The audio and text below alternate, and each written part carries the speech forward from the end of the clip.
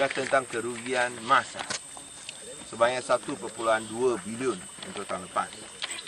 Kita lihat semalam, kerajaan pusat membelanjakan 4.5 bilion untuk BRIM. Semua pun kita agak kecewa, tak naikkan sampai 1,200 seperti yang dijanjikan dalam manifesto Barisan Nasional.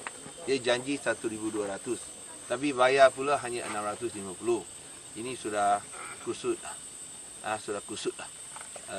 Tapi sekiranya kita lihat perbelanjaan 4.5 bilion ini, kalau emas tak rugi 1.2 bilion, itu bermakna bahawa boleh tambah 28%. Apa yang terima sekarang boleh, kalau ini digunakan untuk pembayaran BRIM, boleh tambah 28%. Iaitu kalau sekarang RM650 yang rugi daripada emas,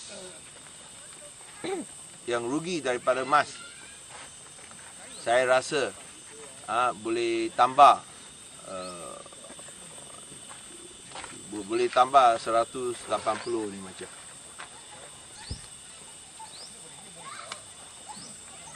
200. 20% of 8% 200 lah.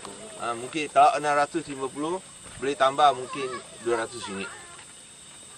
So kalau itu emas punya kerugian, tak rugi, ini digunakan untuk BRIM.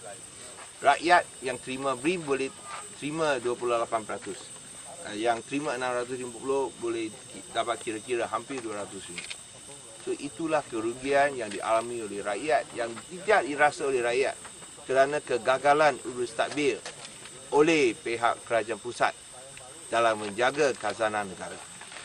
Dan saya rasa itu sesuatu yang harus diberikan perhatian serius, kerana kita tak mahu emas terus rugi lagi yang akhirnya akan merugikan rakyat.